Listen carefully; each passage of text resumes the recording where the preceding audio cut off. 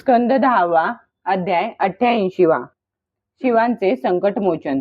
राजाने म्हटले, सर्व भोगांचा त्याग केलेल्या शंकरांना जे देव, असुर किंवा मनुष्य भजतात ते बहुतेक धनसंपन्न होतात, पण लक्ष्मीपती विष्णूंची उपासना करणारे मात्र साधारणतः तसे नसतात. दोन्ही प्रभू एकमेकांच्या विरुद्ध स्वभावाचे आहेत, परंतु त्यांच्या उपासकांना त्यांच्या स्वरूपाच्या विपरीत असे फळ मिळते. याविषयी माझ्या मनात मोठा संदेह आहे. मी आपल्याकडून याचे कारण जाणून घेऊ इच्छितो. श्रीशुक म्हणतात, शिव नेहमी आपल्या शक्तीने युक्त असतात. ते सत्वादी गुणांनी युक्त असून अहंकाराचे अधिष्ठाते आहेत. वैकारिक, तेजस आणि तामस असेच अहंकाराचे 3 भेद आहेत. या त्रिविध अहंकारापासून 10 इंद्रिये, पंचमहाभूते आणि 1 मन असे 16 पदार्थ उत्पन्न झाले. म्हणून या सर्वांच्या अधिष्ठात्या देवतांपैकी कोणाचीही उपासना केल्यावर त्या देवतेनुरूप ऐश्वर्याची प्राप्ती होते. परंतु श्रीहरी प्रकृती पलीकडील स्वतः पुरुषोत्तम असून प्राकृत गुणरहित आहेत. ते सर्वज्ञ व सर्वांच्या अंतःकरणाचे साक्षी आहेत. जो त्यांचे भजन करतो तो स्वतः सुद्धा गुणातीत होतो. तुझे आजोबा धर्मराज युधिष्ठिर यांनी अश्वमेध यज्ञ पूर्ण झाल्यावर भगवंतांकडून विविध प्रकारच्या धर्मांचे वर्णन ऐकतेवेळी हाच प्रश्न विचारला होता. जे मनुष्य मात्रांच्या कल्याणासाठी यदुवंशामध्ये अवतरले होते, त्या भगवंतांनी युधिष्ठिरांची ऐकण्याची इच्छा पाहून संतुष्ट होऊन असे उत्तर दिले होते. भगवान श्रीकृष्ण म्हणाले, ज्याच्यावर मी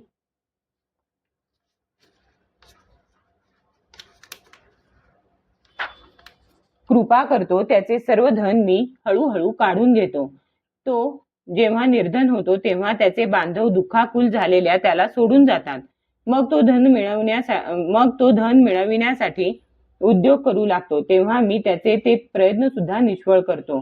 त्यामुळे तो कंटाळून माझ्या भक्तांशी मैत्री करतो, तेव्हा मी त्याच्यावर कृपा करतो. माझ्या कृपेने त्याला परम सूक्ष्म अनंत सच्चिदानंद स्वरूप अशा परब्रह्माची प्राप्ती होते. अशा प्रकारे माझी आराधना करणे अत्यंत कठीण आहे. हे जाणून लोक मला सोडून इतर देवतांची आराधना करतात. नंतर ते लवकर प्रसन्न होणाऱ्या देवतांकडून राज्य, वैभव इत्यादी मिळवून उन्मत्त होतात आणि आपल्याला वर देणाऱ्या देवतेलाही विसरतात. उलट त्यांची अवहेलना करतात. श्री शुक म्हणतात, परीक्षिता, ब्रह्मदेव, विष्णू, महादेव इत्यादी देव शाप आणि वर देण्यास समर्थ आहेत, परंतु यांपैकी महादेव आणि ब्रह्मदेव लवकर वर किंवा शाप देतात, परंतु श्री विष्णू तसे नाहीत. याविषयी एक प्राचीन इतिहास सांगतात. एकदा वृकासुराला वर देऊन भगवान शंकर संकटात सापडले होते. वृकासूर हा शकुनीचा पुत्र होता. तो दुष्ट होता. एके दिवशी वाटेत त्याने नारदांना पाहून विचारले, तिन्ही देवांपैकी लवकर प्रसन्न होणारे कोण? नारद म्हणाले, तू भगवान शंकरांची आराधना कर, त्यामुळे तुझी इच्छा लवकर पूर्ण होईल.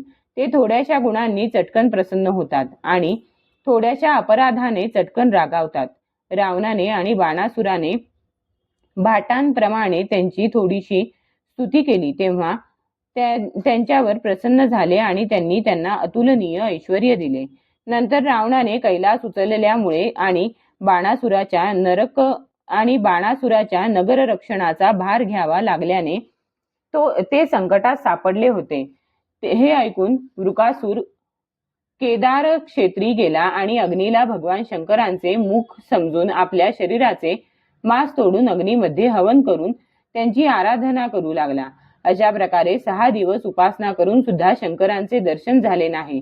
तेव्हा त्याला अतिशय दुःख झाले. 7व्या दिवशी केदार तीर्थात स्नान करून त्याने आपले केस ओले झालेले मस्तक कुऱ्हाडीने तोडून त्याचे हवन करावे असे ठरविले. जगामध्ये जसा एखादा दुःखाने आत्महत्या करू लागला तर आपण त्याला वाचवितो, त्याप्रमाणे परम दयाळू भगवान शंकरांनी अग्निदेवाप्रमाणे अग्निकुंडातून प्रगट होऊन आपल्या दोन्ही हातांनी त्याचे दोन्ही हात पकडले आणि त्याला अडविले. त्यांचा स्पर्श होताच वृकासुराचे शरीर जसेच्या तसे परिपूर्ण झाले. भगवान शंकर वृकासुराला म्हणाले, वत्सा, थांब, मी तुला पाहिजे तो वर देतो, माग. मला फक्त पाणी अर्पण केल्यानेही मी माझ्या शरणागत भक्तांवर संतुष्ट होतो. अरे तू विनाकारण शरीराला का कष्ट देतोस?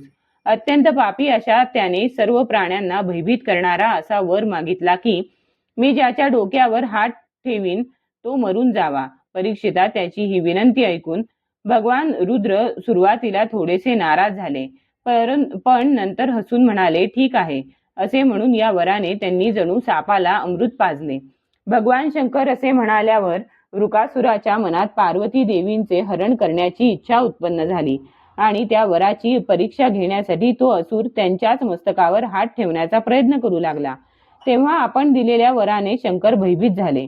तो त्यांचा पाठलाग करू लागला आणि ते त्याला भिवून कापत कापत पळू लागले. ते पृथ्वी, स्वर्ग आणि दिशांच्या शेवटापर्यंत पळत गेले. तरी सुद्धा तो पाठलाग करीत असल्याचे पाहून ते उत्तरेकडे गेले. मोठमोठे देव हे संकट टाळण्याचा काही उपाय न सुचल्याने स्तब्ध राहिले. शेवटी ते अंधाराच्या पलीकडे असलेल्या प्रकाशमय अशा वैकुंठ लोकी गेले. जगताला अभय देऊन स्वतः शांत असणाऱ्या संन्याशांचे एकमेव आश्रयस्थान असलेले नारायण जेथे निवास करतात व जेथे गेल्यावर जीवाला परत पृथ्वी तलावर यावे लागत नाही, या वैकुंठात श्री शंकर गेले. भक्तांचे भय नाहीसे करणाऱ्या भगवंतांनी पाहिले की शंकर मोठ्या संकटात सापडले आहेत. तेव्हा ते आपल्या योगमायेने ब्रह्मचार्याचे रूप घेऊन दुरूनच वृकासुराकडे येऊ लागले. त्यांच्या कमरेला मुंज गवताची दोरी, हरिणाजीन एका हातात दंड आणि दुसऱ्या हातात रुद्राक्षांची माळ होती. त्यांचे तेज धगधगत्या आगीसारखे होते. त्यांनी हातात कुश घेतले होते. वृकासुराला त्यांनी नम्रतेचा बहाणा करून नमस्कार केला. श्री भगवान म्हणाले, शकुनी नंदना, तू अत्यंत थकलेला आहेस हे स्पष्टच दिसत आहे. तू फार लांबून आलास काय? थोडीशी विश्रांती तर घे. पहा, हे शरीरच सर्व सुखे उपभोगण्याचे साधन आहे. हे समर्थ गृहस्था, यावेळी तू काय करू इच्छितोस? मला सांगण्यासारखे असेल तर सांग, कारण या जगामध्ये असे दिसते की लोक सहाय्यकांच्या द्वारा आपली कामे करून घेतात. श्रीशुक म्हणतात, भगवंतांनी अमृत मधुर वाणीने असे विचारल्यावर थकवा दूर झालेल्या त्याने आपली तपश्चर्या, वरप्राप्ती व शंकरांचा पाठलाग हे सर्व पहिल्यापासून सांगितले.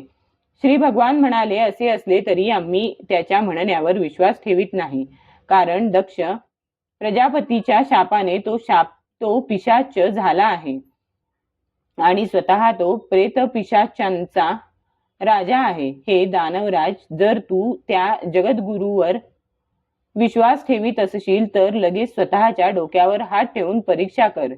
हे दानवश्रेष्ठा, शंकराचे म्हणणे जर कोणत्याही प्रकारे खोटे ठरले तर त्या खोटे बोलणाऱ्याला मारून टाक, ज्यामुळे तो पुन्हा कधीही खोटे बोलणार नाही. भगवंतांच्या अशा अतिशय गोड वाणीमुळे त्याची विवेकबुद्धी नाहीशी झाली आणि त्या मूर्खाने वर विसरून स्वतःच्या डोक्यावर हात ठेवला.